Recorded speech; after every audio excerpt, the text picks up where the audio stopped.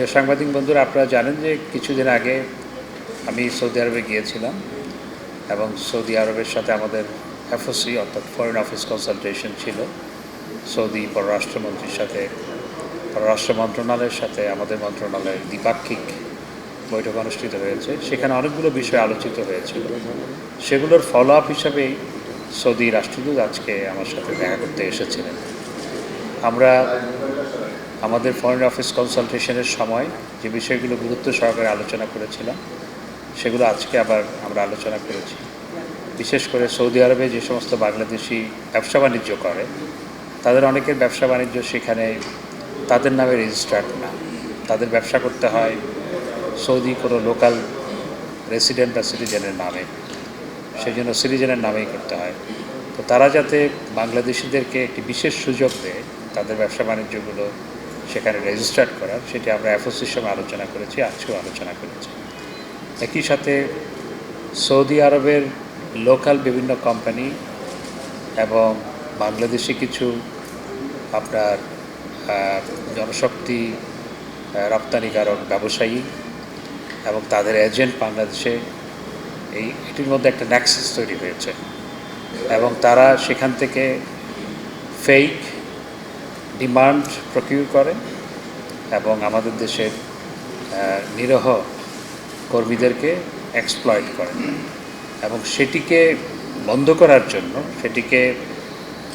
এটি যাতে না হয় সেজন্যে আমরা আলোচনা করেছিলাম যাতে করে সৌদি আরব, এবং সেটি আসলে আমাদেরও প্রস্তাব ছিল, সৌদি আরবের প্রস্তাব ছিল, যৌথ প্রস্তাব ছিল যে একটি টাস্ক ফোর্স গঠন করা, বাংলাদেশ এবং সৌদি আরব মিলিয়ে এরকম যারা করছে তাদেরকে আইডেন্টিফাই করা এবং তাদেরকে আইনের আওতায় আনা। সেটি আমরা আলোচনা করেছি।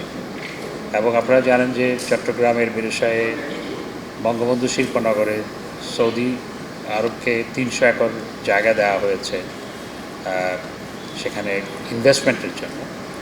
তো সেটিরই আমরা আলোচনা করেছি, সেটি যাতে তাড়াতাড়ি হয় এবং সেখানে যে সমস্যাগুলো আছে সেগুলো যাতে দ্রুত দূরীভূত হয় সেটা নিয়ে আমরা আলোচনা করেছি।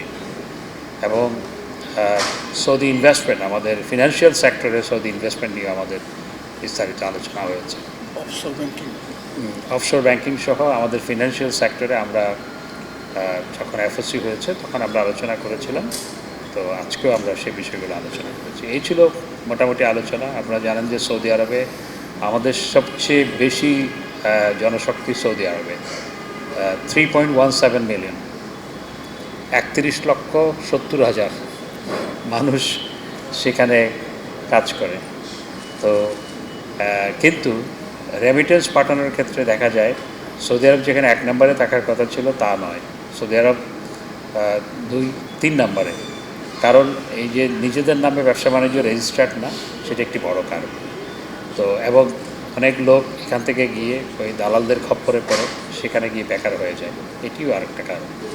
তো এগুলো নিয়ে আমরা বিস্তারিত আলোচনা করি। দেখুন, গতকাল রাতে যেই ধরনের স্লোগান দেওয়া হয়েছে, রাষ্ট্রবিরোধী স্লোগান, মুক্তিযুদ্ধের মাধ্যমে 30 লক্ষ শহীদের রক্তের বিনিময়ে এই দেশ স্বাধীনতা অর্জন করেছে, সেই দেশে রাজাকারের পক্ষে স্লোগান দেওয়া এটি রাষ্ট্রবিরোধী স্লোগান।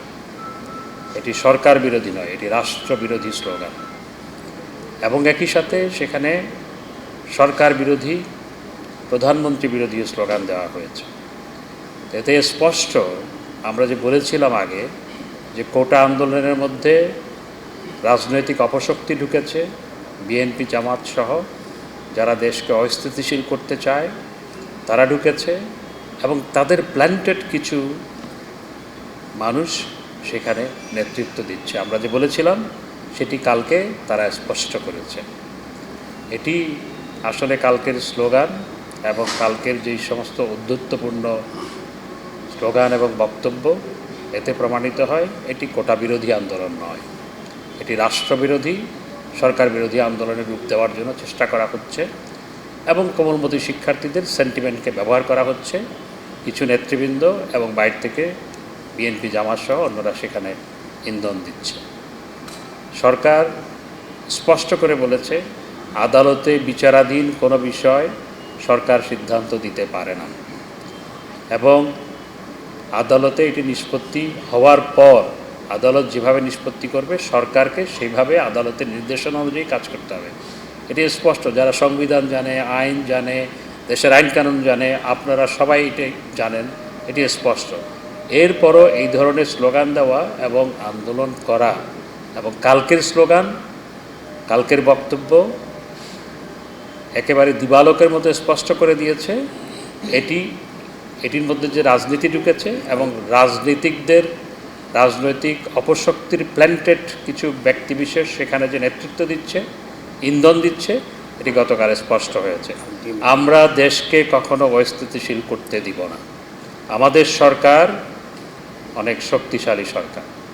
আমরা কোনো রাজনৈতিক অপশক্তিকে, কোমলমতি শিক্ষার্থীদের সেন্টিমেন্ট নিয়ে খেলা করে দেশকে অস্থিতিশীল করতে দিব না।